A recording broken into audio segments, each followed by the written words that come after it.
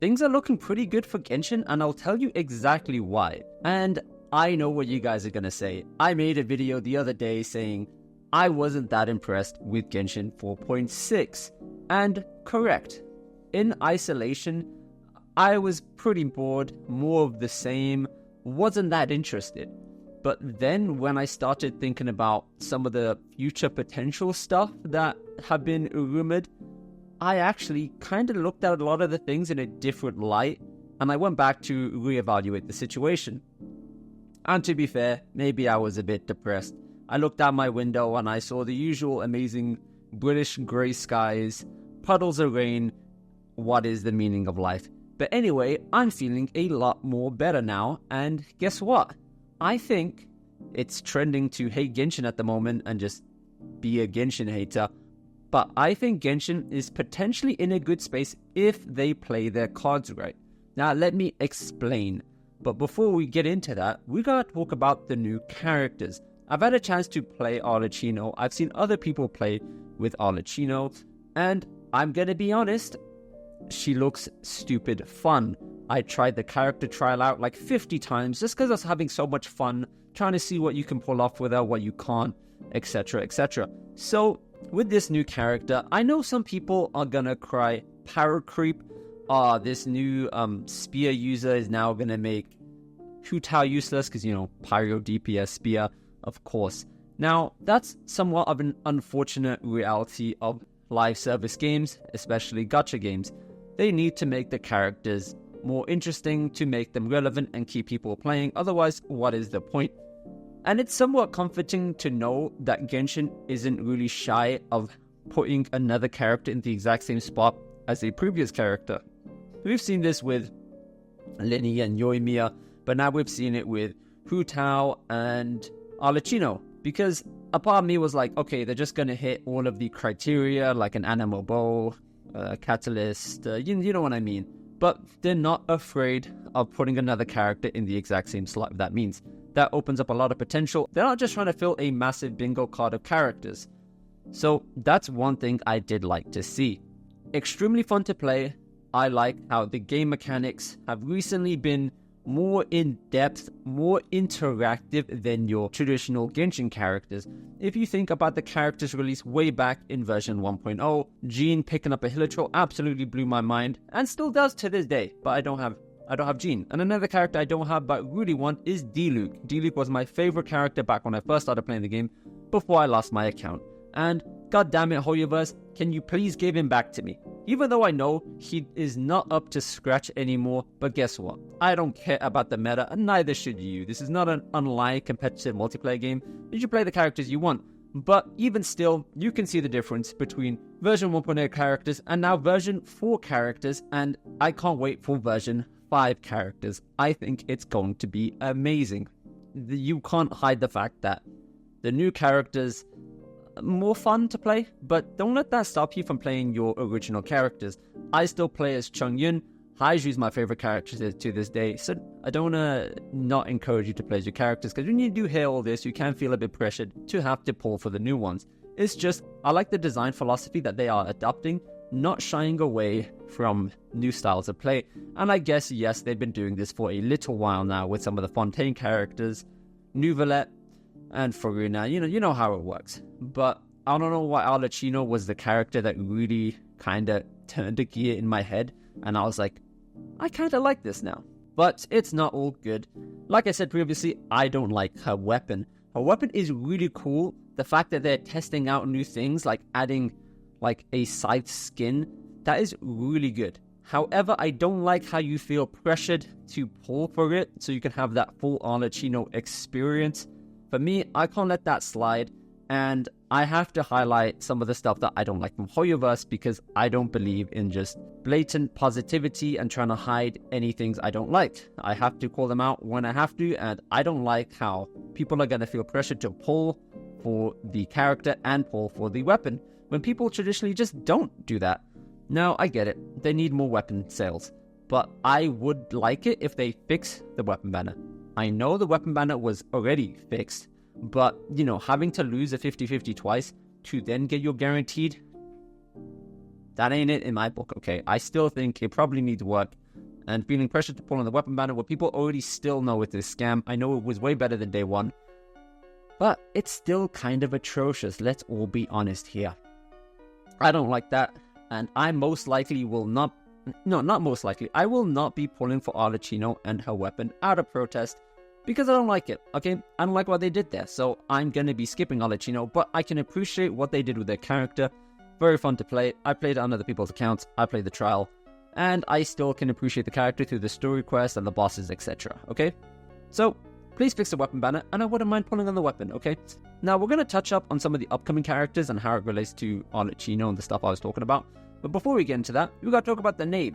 Now, one thing I do like, and I can't lie, I know I sometimes say I'm not impressed with some of the quality of life features that they add, you know, new player stuff, but it was very nice the fact that they, you know, they still have the quick start, so you can just quick start the boss and get straight into it. You don't have to catch up with whatever quest you have to do, and I can't lie. So this is probably how it feels to be a new Genshin player, just jumping straight in.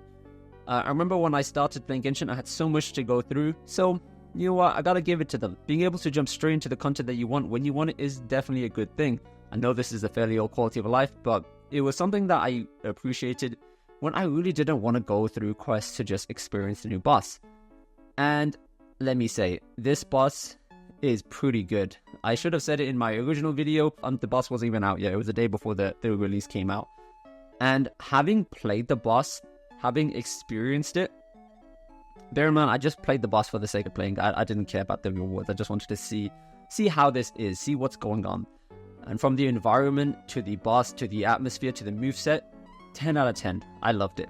It was really good, and that's coming from someone that's playing the boss for fun, not trying to grind out materials. And I'll tell you, I never play the weekly bosses for fun for no reason. I only ever do that and put myself through pain to get a reward out of it. But the knave, I just had to give it a go, and I loved it. From the atmosphere, you had trees just flying in the wind, barely being held on. You had broken buildings. I don't know why. You had floating pieces of brick in the sky.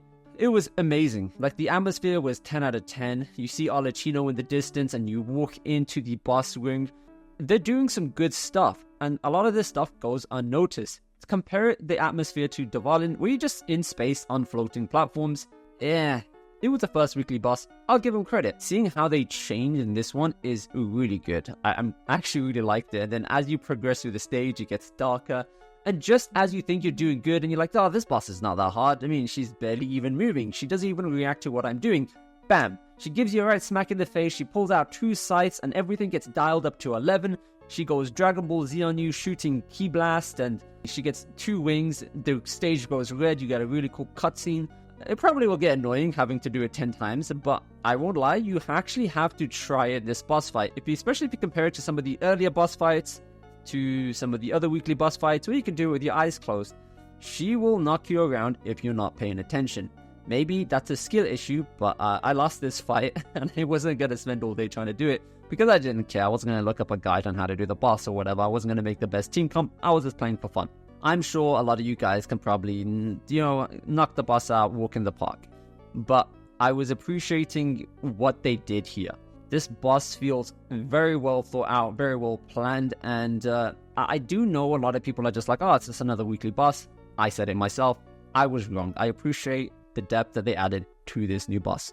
Old news, I get it. I won't yap too much about it. I just wanted to point that out where a lot of people kind of brush under the rug, okay? It is unfortunate that if you don't get an entirely new thing, people don't appreciate some of the smaller things that slowly add up piece by piece. Just something I wanted to say. Now we're going to talk about some of the newer stuff, which are not confirmed, a bit of speculation here, but this is really what changed things for me. Thinking about the current update, where we're going as a game, and what I hope they're doing, and what it looks like they're doing. For example, the events. Wind Trace.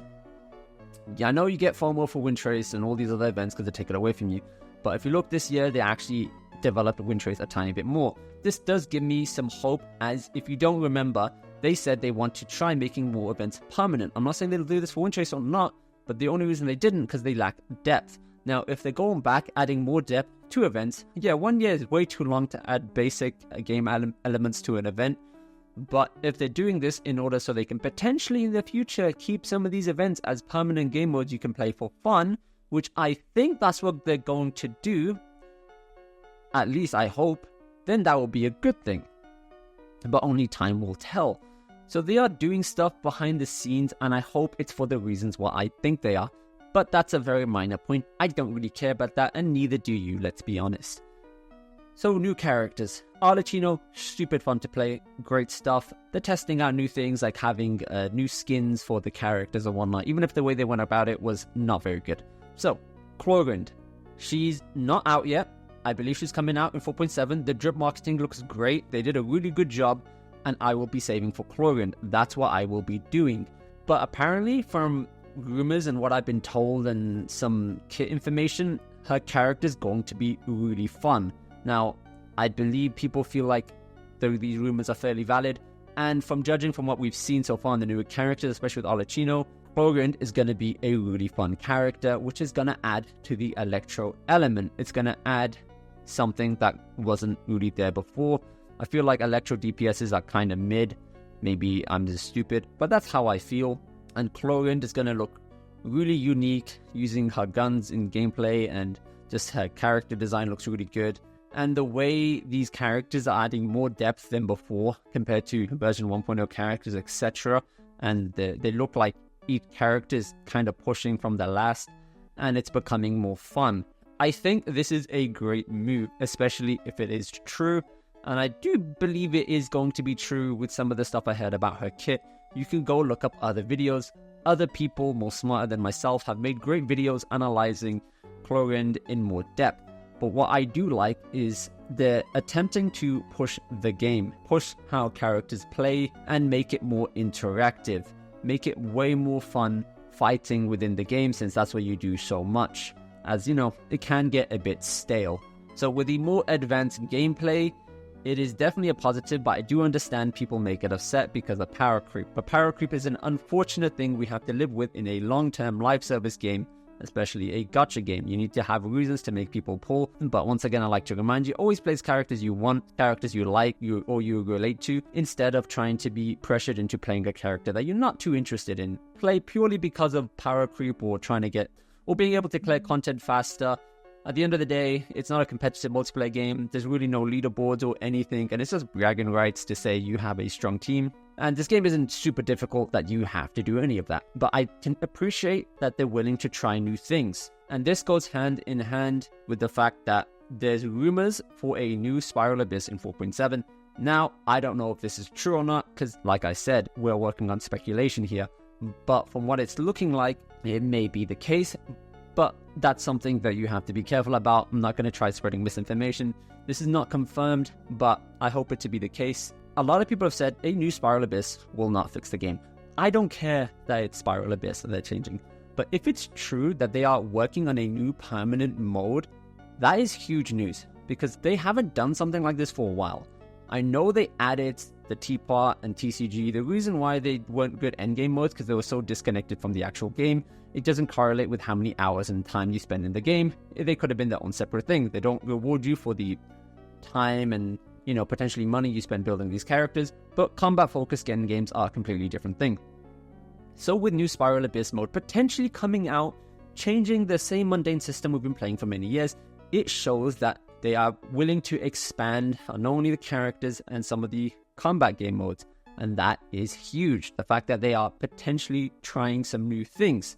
So if that is true and it comes out and gets positive reception, 100% it will lead them to try out more things. And the fact that they're even opening the door a tiny bit and showing some potential is massive. I'm not saying this new Spiral Abyss, if it comes out, is going to fix Genshin, but the direction they're going is proving to be a very good one. Now, with Wuthering Waves around the corner, I don't think Genshin can leave them unanswered. They know Wuthering Waves is going to be a massive competitor. It's going out to steal some of their players. They want a piece of that pie. But here's the thing. If I was a game designer, it's very easy to kind of hold on and give your players some hope that, you can still play Genshin. We have some of the same things. Because it's really not that hard to incorporate some more in-depth, more challenging content that people are going to leave Wuthering Waves for. It's not super difficult. Some of the new characters are gonna be in that more interactive, more in-depth, more skill-based, potentially. I mean, it's not too skill-based. Well, let's be honest. We're not diffusing bombs over here or making rockets. It's not super hard. Characters play differently. It's not the same thing. It's not just use your elemental skill and burst and whatever. You know, you're playing with different elements. I know HP has been a thing that people have been using a lot in Fontaine. I like that they're trying so many new things. So for them just making a few new game modes, somewhat endgame, something a bit more competitive, we'll be able to let players stay a bit more long-term. Maybe that's what they're doing with the Spiral Abyss, but it doesn't feel like enough. But that's all they really have to do to compete with the Wuthering Waves, at least a tiny bit. Because if they don't show anything, don't release anything, then people will be like, oh, Genshin's just that casual game. I need more intense combat, so let's go Wuthering Waves. I am going to play Wuthering Waves. Can't wait for it. The game looks great. I play PGR. Absolutely love it. I can't wait to see what Wuthering Waves will be cooking up. But I'm just waiting to see what Genshin's response is. And at the moment, it doesn't seem like too much. Now, leads us on to the last point. Natlan. Natlan is coming up in version 5. I'm pretty sure it's been confirmed that 5 will be Natlan. Here's the thing. Natlan is a place stricken by constant war. Like, that's the point of it. It's volcanoes, war, fire, pyro element. This is the chance for Genshin to, like, really pull things together. They have potential with this continent. And everyone is waiting to see what they do. However, if they turn around and make it some light-hearted nonsense about flying around with Paimon and doing the same old fetch quests and boring things and hey, we're all happy and whatnot, then it'll be a big smack in the face if they go that route. But with some of the stuff they've been playing around with, some of the storytelling stuff, and it's getting a bit more darker, a bit more interesting, if they're willing to go all the way with Natlan and not do the same mundane story, it will be amazing. I have hope. I really do. I think they can pull it off. I think coming into version 5.0 will be massive, but only if they do it right. And I'm hoping that they can fix some of the storytelling, but I guarantee you all eyes are looking at the release of 5.0 in the near future. Of course, we have a few more patches to hold this out. We haven't had too much, and I think this is a good opportunity for Genshin. If they keep going this more in-depth, a bit more serious, a bit more challenging route, it can lead up to a great gaming experience for everyone in Natlan. Only if they pull through though, and I really hope that is the case. But with the new characters, Arlecchino, new bosses like the Knave that will smack you around if you're not paying attention, new characters like Clorinde pushing the limits, adding cool features like guns. I mean, I know we've seen characters having more creative ways to fight, and I know they started introducing hand-to-hand combat, Haiju. I mean, it's just catalyst user, but he punches. But you have now you have Clorinde with a gun, you have Sigwine, it's gonna have another gun, and then you have Grizzly with his mechanical gloves. You have, I forgot the musketeer lady, her name, I forgot about it, I'm sorry. But she had a musket. So they're willing to try new things. Arlecchino with a scythe. I think they are cooking with Natlan if they do this correctly. That's basically I wanted to say. 4.6 isolated kind of doesn't look that interesting, but looking at some of the previous changes and some of the new changes, I can see that potentially we're heading in a very good direction, making it easier for new players to get into the content, get up to speed with all the quality of life features that do help them. Maybe they're trying to get the game up, to speed up the game process so more people can enjoy it. Just get to the good stuff so they can focus on making the good stuff. Maybe that's me being optimistic. Maybe I'm overly happy today. Who knows? But I'm having a lot more fun coming back to Genshin recently, and I really do hope Hoyoverse clocks with the upcoming 5.0 release. I think they're going to be saving stuff for 5.0, so I'm already prepared for dead patch, filler patch, people complaining about Genshin dying for the next few months until 5.0 comes out when everyone comes back, because that's what they all do. Alright, have a good day, and I'll see you guys in the next video.